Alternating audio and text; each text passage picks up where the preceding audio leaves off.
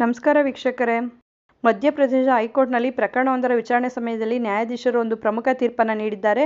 ಈ ಪ್ರಕರಣದಲ್ಲಿ ಅಳಿಯನಿಗೆ ತನ್ನ ಮಾವನ ಮನೆಯನ್ನು ತಕ್ಷಣವೇ ಖಾಲಿ ಮಾಡುವಂತೆ ನಿರ್ದೇಶಿಸಲಾಗಿದೆ. ಅಳಿಯ ತನ್ನ ಮಾವನ ಮನೆಯಲ್ಲಿ ವಾಸಿಸುತ್ತಿದ್ದ. ಆದರೆ ಅವನ ಮಾವ ಅಳಿಯನಿಗೆ ಮನೆಯಿಂದ ಹೊರಹೋಗುವಂತೆ ಕೇಳಿದಾಗ ಅವನು ಆ ಮನೆಯ ಮೇಲೆ ತನಗೂ ಹಕ್ಕಿದೆ ಎಂದು ಹೇಳಲಾರಂಭಿಸಿದ. ಮಧ್ಯಪ್ರದೇಶ ಹೈಕೋರ್ಟ್ ತನ್ನ ಮಾವನ ಆಸ್ತಿಯ ಮೇಲೆ ಅಳಿಯನಿಗೆ ಹಕ್ಕುಗಳು ಇದೆಯೇ ಎಂಬ ಬಗ್ಗೆ ಪ್ರಕರಣದ ವಿಚಾರಣೆ ನಡೆಸುವಾಗ ಒಂದು ಪ್ರಮುಖ ತೀರ್ಪನ್ನು ನೀಡಿದೆ. ಒಬ್ಬ ವೃದ್ಧ ವ್ಯಕ್ತಿ ತನ್ನ ಅಳಿಯ ತನ್ನ ಮನೆಯನ್ನು ಆಕ್ರಮಿಸಿಕೊಂಡಿದ್ದಾನೆ ಎಂದು ಕೇಸ್ ದಾಖಲಿಸಿದ್ರು. ಈ ಪ್ರಕರಣ ಕೋರ್ಟ್ ಮೆಟ್ಟಿಲೇರಿತ್ತು. ಈಗ ಈ ನಿಟ್ಟಿನಲ್ಲಿ ಮಹತ್ವದ ತೀರ್ಪು ನೀಡಲಾಗಿದೆ.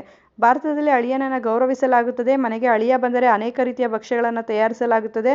ಅನೇಕ ಜನರು ತಮ್ಮ ಅಳಿಯನನ್ನು ತಮ್ಮ ಸ್ವಂತ ಮಗನಂತೆ ಪರಿಗಣಿಸುತ್ತಾರೆ.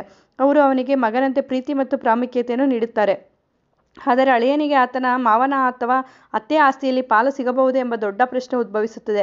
ಮಧ್ಯಪ್ರದೇಶದ ಹೈಕೋರ್ಟ್ನಲ್ಲಿ ಪ್ರಕರಣವೊಂದರ ವಿಚಾರಣೆ ಸಮಯದಲ್ಲಿ ನ್ಯಾಯಾಧೀಶರು ಒಂದು ಪ್ರಮುಖ ತೀರ್ಪನ್ನು ನೀಡಿದ್ದಾರೆ. ಈ ಪ್ರಕರಣದಲ್ಲಿ ಅಳಿಯನಿಗೆ ತನ್ನ ಮಾವನ ಮನೆಯನ್ನು ತಕ್ಷಣವೇ ಖಾಲಿ ಮಾಡುವಂತೆ ನಿರ್ದೇಶಿಸಲಾಗಿದೆ. ಅಳಿಯ ತನ್ನ ಮಾವನ ಮನೆಯಲ್ಲಿ ವಾಸಿಸುತ್ತಿದ್ದ. ಆದರೆ ಅವನ ಮಾವ ಅಳಿಯನಿಗೆ ಮನೆಯಿಂದ ಹೊರಹೋಗುವಂತೆ ಕೇಳಿದಾಗ ಅವನು ಆ ಮನೆಯ ಮೇಲೆ ತನಗೂ ಹಕ್ಕಿದೆ ಎಂದು ಹೇಳಲಾರಂಭಿಸಿದ.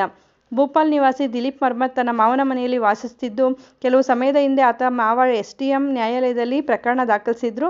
ಆತನಿಂದ ಮನೆ ಖಾಲಿ ಮಾಡಿಸಬೇಕೆಂದು ಮೇಲ್ಮನವಿಯನ್ನು ಸಲ್ಲಿಸಲಾಗಿತ್ತು. ಅಲ್ಲಿಂದ ಮನೆ ಖಾಲಿ ಮಾಡುವಂತೆ ಆದೇಶ ಬಂದಾಗ ದಿಲೀಪ್ ಭೂಪಾಲ್ ಕಲೆಕ್ಟರ್ಗೆ ಮೇಲ್ಮನವಿ ಸಲ್ಲಿಸಿದ್ರು. ಆದರೆ ಅದನ್ನು ತಿರಸ್ಕರಿಸಲಾಯಿತು. ಇದರ ನಂತರ ಅಳಿಯ ಹೈಕೋರ್ಟ್ಗೆ ಮೇಲ್ಮನವಿಯನ್ನು ಸಲ್ಲಿಸಿದ್ರು. ಮಾವ ವಾಸವಾಗಿರುವ ಮನೆ ಕಟ್ಟಲು 10 ಲಕ್ಷ ರು ಪಾವತಿಸಿರುವುದಾಗಿ ಅಳಿಯ ಹೇಳಿಕೊಂಡಿದ್ದಾನೆ. ಆದರೆ ನ್ಯಾಯಾಲಯವು ಆತನಿಗೆ ಆ ಮನೆ ಖಾಲಿ ಮಾಡುವಂತೆ ಆದೇಶಿಸಿದೆ.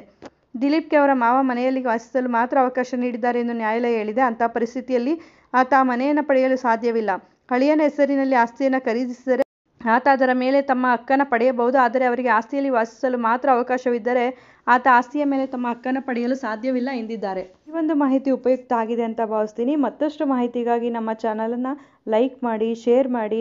ಹೊಸದಾಗಿ ನೋಡ್ತಾ ಇರೋರು ಸಬ್ಸ್ಕ್ರೈಬ್ ಮಾಡಿಕೊಂಡು ನೋಡಿ.